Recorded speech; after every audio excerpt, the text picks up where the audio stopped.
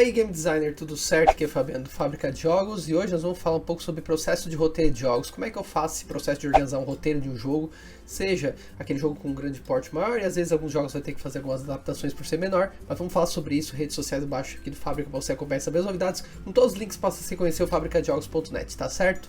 Vambora, vamos nessa. Então vamos falar um pouco de construir uma narrativa para o jogo por Fabiano Aspan de Oliveira. Aqui ó, meu modelo que eu utilizo, tá? De várias experiências minhas, de cursos que eu já fiz, tá pessoal? Tudo isso aí eu trabalhei em cima, tá? Inclusive toda essa base que eu vou ensinar aqui pra vocês tem como essência também lá no meu curso Game Script Journey, tá? Que é um curso de roteiro de jogos que eu tenho, que inclusive tá com uma promoção aí até dia 22 de março de 2023, para que você possa adquirir por um preço bacana, brindes exclusivos, e também tem o meu acompanhamento, pessoal, do seu primeiro roteiro de jogo, que eu vou acompanhar, vou revisar o teu projeto, vou pegar o teu jogo também, fazer revisão e melhorias para te ajudar nesse início, tá bom? Aproveita e vem estudar comigo. Ó, gente, a primeira parte que a gente tem que falar um pouco, gente, é de considerações prévias quando a gente vai fazer um roteiro, né? Porque, obviamente, gente, cada roteiro varia conforme o porte do jogo, tá? Porque tem jogos que vão tratar o roteiro só com uma temática, que não tem uma história tão grande assim, ou às vezes só tem uma história de introdução mesmo. É o caso, por exemplo, do Gecko Enter the Pipe, que é um jogo de um aluno meu, tá, do Everton, tá, que é um jogo nacional, tá, quem quiser conhecer vai lá e joga, tá, que ele tem uma temática ali da lagartixazinha que caiu no esgoto e basicamente você vai interagindo depois com o esgoto, fazendo ali a parte das missões. Você não tem muito uma história profunda que você contar, você tem só basicamente um mundo comum, a chamada aventura e toca o barco. Ou então às vezes você tem uma narrativa mais simples, né, que é o caso do Brave Soldier, né, que você tem ali a invasão alienígena de cyborgs, também um jogo nacional do Jofren, também colega aqui de Fábrica de Jogos, já tem entrevista aqui. E aí basicamente nesse jogo também você tem só uma temática de vamos lutar contra os cyborgs, que o mal está assolando o mundo e vamos vencer. E tudo isso, claro, todos os elementos do jogo giram em torno dessa temática também, né. Alguns temas narrativos um pouquinho já aumenta um pouquinho mais, é o caso do meu jogo, do Born Race, que é um jogo que conta um pouco a história de cada um dos 4 personagens, e são histórias diferentes para cada personagem, um final diferente para cada personagem, por meio de diálogos, né, e algumas ceninhas animadas, mas que já tem um pouquinho já uma preocupação narrativa um pouco maior. Mas daí, claro, tem os grandes jogos aí de mercado, que daí a narrativa é bem mais longa, o buraco é bem mais embaixo, como Resident Evil 4, tá saindo agora um remake muito bom, inclusive, e o The Witcher 3 também poderia estar aí pra vocês, tá? Cada jogo desse vai ter uma abordagem diferente, vai ter uma pegada que varia, gente, o roteiro vai ser mais profundo, vai ter mais detalhamento, às vezes você vai perder mais tempo em etapas que no outro jogo você não detalharia tanto, não perderia tanto tempo, tá? Outra coisa também, gente, pensar junto com outros profissionais desde o início, tá? Porque às vezes é muito comum, deixa o roteiro pro final, depois a gente vê o que dá. E às vezes já é interessante você conversar desde o início já, como é que é esse processo, como é que vai ser, porque daí tu já vai alinhando o trabalho e já vai deixando tudo direitinho, né? Até para criar coerência, né, do roteiro com os outros elementos. E lembrando muitas vezes, gente, que também o terceiro passo já falando que o roteiro pode sofrer mudanças, tá? Porque às vezes o orçamento cortou e aí corta do roteiro porque daí diminui em arte, programação, em áudio. Daí não vai dar mais pra fazer aquela caverna, então tá, reduziu em arte, em áudio e tal, então entende? Às vezes acontece isso e é muito comum, tá? E o interessante sempre, gente, o foco é ser uma narrativa mais ambiental e emergente. Por quê? Porque valoriza mais a interação do jogador nas ações, não é uma narrativa tão, vamos dizer assim, tão tradicional com diálogo, ou com cinemática, por exemplo, que é mais do cinema, de outras mídias, né, que pega isso aí. Jogos às vezes privilegiam o level design para contar a história, e as interações do jogador também, que é por isso que a gente fala de narrativa emergente. Só que nem sempre às vezes o orçamento te permite, às vezes você tem que cortar. É o caso do meu jogo mesmo, do Born Race. Eu fui pelo meio mais fácil de fazer, porque uma narrativa ambiental dá muito mais trabalho para se criar e eu não teria recurso para ficar e tempo de ficar dedicando a isso, entende? Mas tudo que foi possível trabalhar, eu fiz dentro do meu alcance. Mas o fato é que é uma narrativa que dá mais trabalho para ser elaborada, tá, gente? E claro, gente, que o game design precisa ter dessas noções, tá? Ou você vai fazer mesmo. Inclusive o próprio roteirista, se o cara é game writer, só roteirista de jogo, ele precisa de noções de game design também, porque tu vai ter que entender também que o jogo se constrói pela interação e tu tem que linkar a narrativa com a mecânica, com a estética de jogo, porque tudo está casado, tudo tem que fazer sentido. E se você é um cara só roteirista de cinema, vamos supor, só puramente de jogo, fica mais complicado, sabe? Fica mais difícil, porque quando você tem um roteiro de cinema, bem, segue o roteiro ali que está descrito e você tem tudo certinho já, toda a organização. Agora o jogo não necessariamente, porque você tem interação, você tem toda a narrativa não linear, ou em T, que vai se desmembrando de acordo com o que o jogador vai seguindo. Então isso aí é muito mais complexo, né? Então não é tão trivial assim, tá? Inclusive, para quem não sabe o que o game designer faz, pessoal, tem o meu e-book gratuito aqui, ó. Os segredos para de games viciantes, tem link aqui na descrição para baixar, para você poder aprender, tá? Entrando no site fabricadejogos.net também tem. E também, caso tenha algum problema, não veio pro meu e-mail, aconteceu, manda um e-mail pra mim, pro fabiano@fabricadejogos.net, que eu te mando o livro, não tem problema nenhum, caso dê algum problema, tá? Mas faz o cadastro, é bem simples.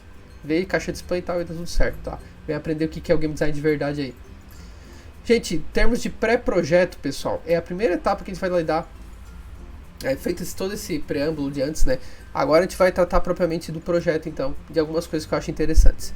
Pessoal, gente, o pré-projeto de um roteiro de jogo, de novo, tem que estar alinhado com o game design. Então tem que estar alinhado ao high concept, que é onde você cria o conceito de jogo. O que você está pretendendo com os outros elementos, com a mecânica, com a estética, por exemplo. Né? Vou ter até do Shell aí, que é um modelo que a gente usa muito. Eu acho bem interessante, né? Tem outros modelos já surgindo aí, mas o Shell ainda funciona muito bem, é uma forma de a gente pensar também, tá? Além disso, pessoal, daí assim, vídeo sobre high concept, sobre essa parte, tem esse vídeo aqui no canal, tá? Como transformar ideias em jogos, tem um modelo de high concept até pra vocês, inclusive, tá? Nesse vídeo aqui vocês vão ter a informação detalhada sobre o que é um high concept, como usar um, tá bom? Gráfico de tramas, pessoal, é interessante porque dependendo do jogo você vai trabalhar a organização da tua história, então tu vai ter um momento de exposição inicial, você vai ter os conflitos surgindo aqui até chegar a um ponto de clímax, que é o grande absurdo, muito comum em jogos, às vezes aquele grande chefão, né? Aquele grande big boss, né? E aí depois vai reduzindo de intensidade até ter uma resolução, porque sempre, de toda história, tem um conflito para ser resolvido, né? Conflito a gente sempre diz que é o combustível da história, né? Então tem um carro andando, né? Tem o Skulnik fala isso, né? Tem um carro andando, né? E ele é o combustível para fazer ele continuar andando. Na narrativa é a mesma coisa, gente. Então o conflito é o que faz acontecer. Pode ser um conflito social, pode ser um conflito psicológico, interno, né? Pode ser várias formas, pode ser um conflito físico com alguém, pode ter várias formas de conflito, tá? Mas o fato é que o conflito tem que acontecer, porque é ele que vai gerar todos os desafios para o herói concluir, e depois, quando finalizado o conflito, está resolvido, basicamente já sabe que está caindo para a resolução e para o final da história. É importante pensar nesses pontos principais, pelo menos, gente, porque dali você consegue já mapear mais ou menos como é que você vai delinear a narrativa e organizar suas fases de jogo, organizar todo o processo. Às vezes tem jogos que vai ser mais elaborado, aí tu pode usar até uma jornada do herói, né? Tem vídeo aqui no Fábrica também falando sobre a jornada do herói, tá? E aí você consegue ter um estudo melhor, mais detalhado do que esse aqui, tá? Mas um gráfico de tema já resolve muita coisa. Também, pessoal, entender as narrativas ambientais que vão ser abordadas, né? Então, porque, novamente, a narrativa de um jogo ela é contada pelo level design, pelas interações. Então, de certo ponto, a gente tem que priorizar isso, né? De alguma forma. Tem um jogo que faz isso de uma maneira muito, muito interessante, gente, que é o Celeste, tá? O Celeste, ele é excelente nisso. O Journey também faz isso muito bem, tá? Que trabalha a narrativa ambiental de uma forma tão imersiva, tão integrada, tão bonita, gente, que...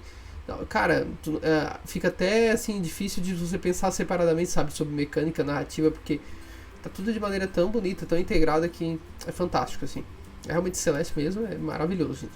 E aí você tem que pensar se é uma narrativa mais forçada, ou seja, aquela que é obrigatória pelo jogador passar, se é uma embutida, ou seja, é opcional pro jogador passar, se é emergente, aquela que o jogador constrói pelas suas interações, que no jogo não te obriga a assistir ou ver um diálogo ou coisa assim, e a evocada, que é aquela que vem de outra história, vem de outras fontes de história, né? É baseada em outra história. Beleza? Gênero da história também, tem que se pensar, gente, também. É que é o gênero da história, pessoal, não necessariamente é o tipo do jogo, tá bom? Gênero da história é terror, é drama, é romance, é aventura, enfim. E o tipo de jogo daí, se é um roguelike, se é um Metroidvania, se é um plataforma precisão, sei lá, o gênero que você for trabalhar, tá bom?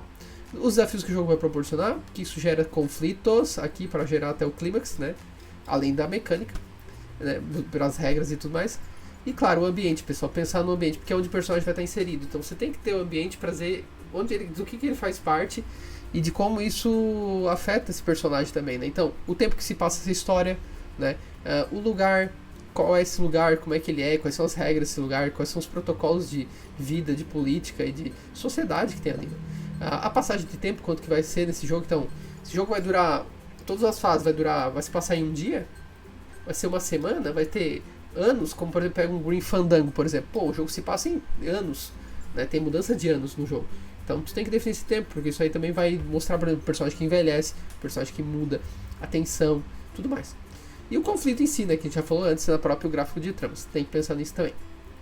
Beleza? Se já tá curtindo esse vídeo, pessoal, já dá aquele joinha que ajuda muito aí a gente chegar mais longe possível. Compartilha também com a galera, ajuda bastante, tá bom? Personagens, pessoal, é outro ponto que a gente vai ter que trabalhar também no roteiro. né? Principalmente os protagonistas, claro que os outros também, mas o protagonista, gente, é o ponto-chave, é o principal de tudo. Então tem que pensar que tipo de personagem vai ser, se é um animal, um ser humano, um alien, um grupo, uma dupla, porque protagonistas, pessoal, não necessariamente é um personagem só, pode ter dupla, pode ter um grupo, tá bom? Então às vezes tem que entender melhor isso. Outra, pensar na biografia dele, no que ele tem. E claro, gente, de novo, isso aqui, como eu falei lá no preâmbulo, de acordo com o teu objetivo de jogo, com a complexidade do teu roteiro de jogo, tá bom? Mas a biografia é interessante porque você já pensa antes em questões sociais, questões físicas, em questões psicológicas dele, de como ele chegou naquele patamar todo. Porque vocês têm que entender uma coisa, gente, que a vida do personagem, ela tem um início, tem um meio e tem um fim, que ele morreu, certo? O início que ele nasceu, tem todo o processo que ele passou de vida e o final que ele morreu. A gente vai pegar um pedacinho da vida dele pra contar, que é mais interessante, que tem um conflito. Então, a gente precisa ter a história pregressa dele, a história passada, a biografia dele, como é que ele é, porque dali a gente vai pensar, às vezes, num diálogo como vai construir sobre ele, por exemplo, o que vai contar sobre esse personagem, como é que ele vai agir sobre as situações, tá? Então é importante ter isso aí mapeado. O social dele, o emprego, como é que ele reage, o que ele vive, né? As condutas, as atitudes, as manias, os valores, os rituais e os conflitos que ele passa, tá? Seja internos quanto externos. Aqui eu botei uma ficha de RPG, cara, porque da época do RPG, cara, não tem como pensar em RPG que a gente faz todo esse tipo de definição, de atributos de jogo, atributos também de personagem em si, né, de definição de características dele. No RPG a gente faz isso muito bem, quem conhece RPG de mesa sabe aí do processo que é criar um personagem, que, cara, é uma aula pra gente poder criar um personagem para jogo também, tá? Isso aqui é interessante de personagem, porque a gente mapeia bem, a gente dá base pra arte criar o personagem, dá base pra todo mundo ter base pra como vai criar esse personagem depois, tá?